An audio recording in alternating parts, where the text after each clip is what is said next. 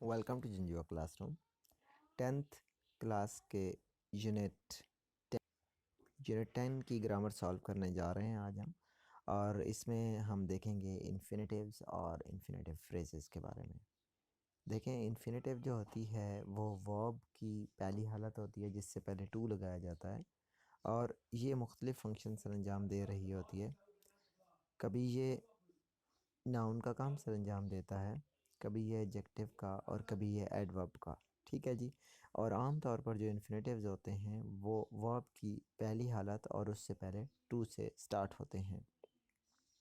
अगर आप यहाँ पर देखें पहले सेंटेंस में, तो एक इन्फिनेटिव जो है वो नाउन के तौर पर यूज़ हो रहा है, यानी to heal was the athlete's first priority. यानी हील करना जो है वह एक एथलीट की पहली तरजीह थी। ठीक है जी। तो टू हील यहाँ पर अगर आप देखें, अगर हम यहाँ पर देखें कि भाई क्योर, ओके, तो क्योर आपको पता है नाउन है, समझ आ गई है। Cure was the athlete's first priority, तो क्योर जब इसको रिप्लेस कर रहा है तो इसका मतलब ये है कि जब ये नाउन है तो ये भी नाउन है। ठीक है जी। अब हम नेक्स्ट देखते हैं कि इन्फिनेटिव जो है वो यूज़ हो रहा है एक एडजेक्टिव के तौर पर, यानी the player to watch this season is Afridi. ठीक है जी। वो प्लेयर जिसको देखना चाहिए खेलते हुए इस सीज़न में वो है आफरीदी।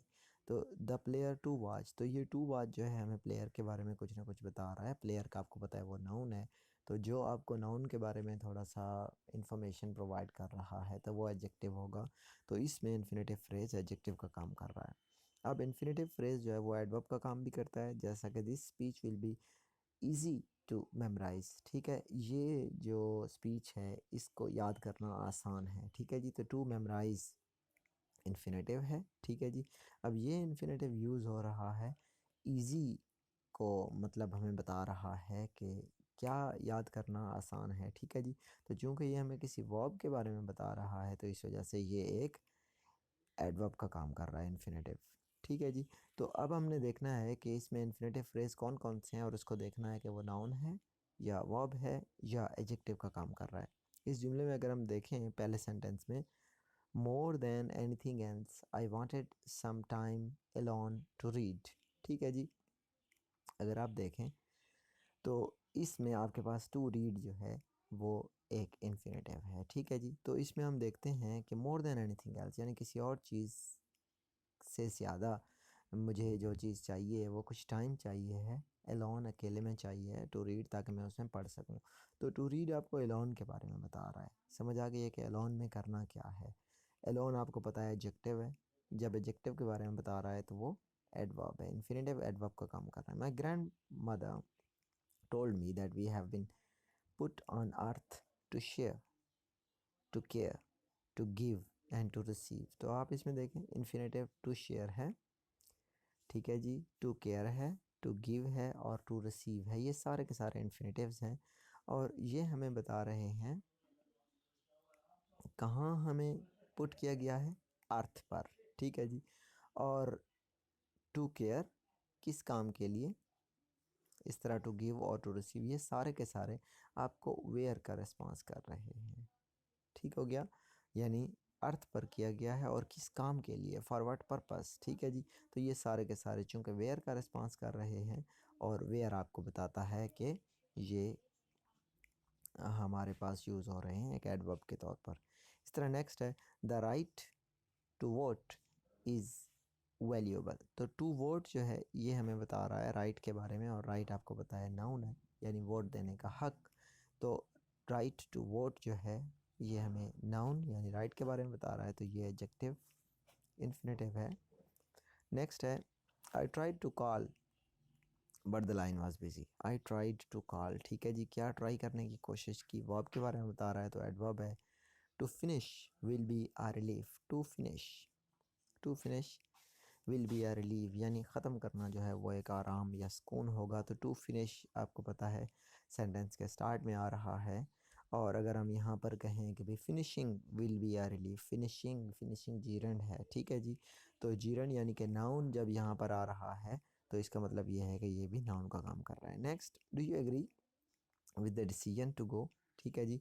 ये जो टू गो है ये आपको डिसीजन के बारे में बता रहा है। डिसीजन नाउन है तो ये एडजेक्टिव का काम कर रहा है, ये नाउन का काम कर रहा था। नेक्स्ट है to case will not be easy, sorry the case will not be easy to solve. To solve easy के बारे में, वर्ब के बारे में बता रहा है तो ये एडवर्ब है। To fly the wings must create more life. To fly यानी उड़ने के लिए the wings must create, wings को क्रिएट करने चाहिए, मोर लाइफ, मोर लिफ्ट यानी ज़्यादा लिफ्ट क्रिएट करनी चाहिए। टू लिफ्ट उड़ने के लिए। ओके, तो ये यहाँ पर नाउन का काम कर रहा है। उसके बाद हमारे पास होते हैं my dears infinitive phrases. Infinitive phrase जो होता है ये एक इन्फिनेटिव पर मुश्तमिल होता है और उसके साथ कुछ ना कुछ मॉडिफायर या कॉम्प्लीमेंट यानी कुछ जुमले उसको मुकम्मल करने वाले अल्फाज शामिल होते हैं। एंटायर फ्रेज जो होता है या तो ये नाउन का काम कर रहा होता है या एडजेक्टिव का या फिर एडवर्ब का। अगर आप नाउन का काम करता हुआ देखें तो टू हील इन शेप यानी दोबारा अपनी शक्ल में, सेहत में आने के लिए रिक्वायर्स डेडिकेशन एंड डिसिप्लिन। उसमें डेडिकेशन और डिसिप्लिन चाहिए होता है। तो देखो to heal in shape requires यानी इसको ज़रूरत होती है, तो ये नाउन का काम कर रहा है। नेक्स्ट है adjective the thing to do first, वो काम जो पहले करना चाहिए। तो ये सारा काम के बारे में बता रहा है और काम आपको पता है कि नाउन है तो ये एडजेक्टिव का काम कर रहा है। I came to Swat to see the art exhibit. ठीक है जी, मैं आर्ट को एग्जिबिट होते हुए देखने के लिए, ये सारे का सारा एडवर्ब का काम कर रहा है। ठीक है जी, तो इसमें हम देखते हैं आई केम टू सवात और मैं क्या करने के लिए है, तो ये सारे का सारा हमें केम के बारे में बता रहा है और केम आपको पता है कि वर्ब है तो ये सारा एडवर्बियल फ्रेज है। अब नेक्स्ट सेंटेंसेस में हम यही फाइंड आउट करेंगे कि sending her roses is a way to win her friendship. ठीक है जी, तो टू विन हर फ्रेंडशिप, दोबारा देखते हैं, sending her roses is a way. Okay, तो ये सारा हमें वे के बारे में बता रहा है। ठीक है जी, तो वे आपको पता है नाउन है तो ये एडजेक्टिव का काम कर रहा है। नेक्स्ट है the day to sleep in is Saturday. Okay, the day to sleep in, to sleep in, ये सारे का सारा आपको बता रहा है नाउन के बारे में, तो ये भी एक एडजेक्टिव है। नेक्स्ट है कि Javed is coming to discuss the problem with the boss. To discuss the problem, okay, ये आपको कमिंग के बारे में बता रहा है तो ये एडवर्बियल फ्रेज है, infinitive phrase, adverbial phrase. It is also possible to, it is also possible to bring cookies rather than a cake। to bring cookies, ठीक है जी, possible, possible आपको पता है एडजेक्टिव है तो ये एडवर्ब का काम कर रहा है। और नेक्स्ट है please write the number to win the lottery, to win the lottery, okay, on this form. Please write the number to win the, तो किस लिए लिखना है, राइट, राइट वर्ब है तो ये एडवर्ब का काम कर रहा है। The museum is fun to visit on a cold day, to visit on a cold day, ये सारे का सारा इन्फिनेटिव फ्रेज है। इज़ फन, फन एडजेक्टिव है तो ये एडवर्ब का काम कर रहा है। The captain of the ship is the authority to obey at all times, to obey at all times, और अथॉरिटी नाउन है तो ये एडजेक्टिव है। और है Samia offered to think over the argument, to think over, offered verb है तो ये एडवर्ब का काम कर रहा है, राइट। उसके बाद हमारे पास आते हैं जीरंड और जीरंड फ्रेजेस। जीरंड आपको पता है वर्ब क्या एन जी वाली हालत होती है और जब वो काम कर रही होती है एक नाउन का तो उसको हम जीरंड कहते हैं। जीरंड नाउन का काम करता है, ठीक हो गया। जैसे कि स्विमिंग इज़ गुड एक्सरसाइज तो ये सब्जेक्ट है, सब्जेक्ट का काम कर रहा है। इस तरह द गर्ल्स एन्जॉय स्विमिंग तो ये डायरेक्ट ऑब्जेक्ट है उसका, मीन्स वो कुछ एंजॉय कर रही हैं तो जो एंजॉय कर रही हैं वो उनका ऑब्जेक्ट है। नेक्स्ट आपके पास है कि the best exercise is swimming, swimming ये प्रेडिकेट ऑब्जेक्ट है, क्यों, क्योंकि ये प्रेडिकेट में आ रहा है, इज़ और उसके बाद वाला सारा हिस्सा प्रेडिकेट है। और यहाँ है कि she was scolded for swimming, तो स्विमिंग प्रपोजिशन के बाद आ रहा है तो ये उसका ऑब्जेक्ट है। उसके बाद आता है जीरंड फ्रेज। जीरंड फ्रेज जो होता है ये एक जीरंड पर और उसके मुताल्लिक़ अल्फाज पर मुश्तमिल होता है।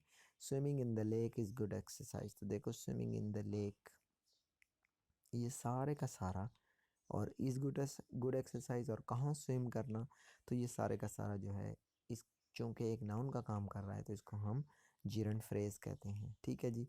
Swimming in the lake is the subject on the verb. ठीक है, तो ये इस वर्ब जो इज़ है ये उसका सब्जेक्ट है। Blowing bubbles on a windy day. Blowing bubbles on a windy day, तो अगर आप यहाँ पर देखें तो ये भी एक सब्जेक्ट है इज़ का। इस तरह piling too much laundry into washing machine will cause it to be malfunction. Okay, तो पिलिंग टू मच लॉन्ड्री, तो पिलिंग आपको पता है जीरंड है, टू मच लॉन्ड्री ये सारे का सारा इनटू वॉशिंग मशीन तक ये सब्जेक्ट है, और इसका जो आपके पास वर्ब बाद में आ रहा है वो है विल। ठीक है जी, विल कॉज। तो अब हमने यहाँ पर जीरंड फ्रेजेस ढूंढने हैं, और एक आपके लिए हुआ है स्टार्टिंग द कार। ठीक है जी। नेक्स्ट में है, जहाँ भी आप आईएनजी वाली हालत देखेंगे उसके बाद आपने बना देना है the house was decorated with lights, it looks beautiful. Okay, तो ऊपर वाले को अगर आप देखें, always check the oil before you start the car, तो always check the oil before starting the car. ठीक है जी, बिफोर तो हमने उससे जीरंड बनाना था। The house was decorated with lights, it looked beautiful. Okay, तो अगर आप इसमें देखें पहले सेंटेंस पे कि हमारे पास है the praise was decorated, sorry the house was decorated with lights. ठीक है जी, तो बीइंग डेकोरेटेड अगर हम यहाँ पर लिख दें, बीइंग डेकोरेटेड, बीइंग जीरंड है, बीइंग डेकोरेटेड विद लाइट्स। ठीक है जी, द हाउस को यहाँ ले आते हैं तो द हाउस लुक्ड ब्यूटीफुल, तो ये बीइंग आपके पास जीरंड आ गया। To praise all alike is praise none, यानी सबकी इकट्ठी तारीफ करना, तो अगर हम इसको यहाँ पर देखें कि praising all alike is praise none, या इज टू प्रेज नन, तो प्रेजिंग हमने जीरंड बना लिया। I cannot go on to do nothing. Okay, I cannot go on to do nothing, doing nothing. ठीक है जी, doing nothing, I cannot go on. To collect wealth ruins health. ठीक है जी, कलेक्टिंग वेल्थ रूइंस हेल्थ, तो collecting बन गया। To see is to believe, seeing is believing, और to give is better than to receive, giving is better to receive, is better than receiving. To talk like this is foolish, talking like this is foolish, and she loves to read books, she loves, और फिर reading books, right? तो ये सारे के सारे हमारे पास gerunds हैं। Next है underline the gerund phrases in the sentences, the first one has been done for you। आपको ing वाली हालत जहाँ भी नज़र आएगी उसके बाद प्लेइंग ब्रिज। ठीक है जी, promising Sami my old book, and then standing during a train trip। ठीक है जी। नेक्स्ट है कि sailing on the lake, at the hospital, और यहाँ आपके पास है watching quiz। ओके, नेक्स्ट है कि taking out the garbage is not, तो taking out the garbage। Okay, तो ये सारे आपके पास से जीरंड फ्रेजेस, यानी जीरंड वर्ब की आईएनजी वाली हालत, और जब वो काम कर रही होती है नाउन का तो उसको जीरंड कहते हैं, और जब उसके साथ उसके मुताल्लिक अल्फाज होते हैं तो उनको जीरंड फ्रेज कहा जाता है। That was unit 10 class 10। See you with the unit 11।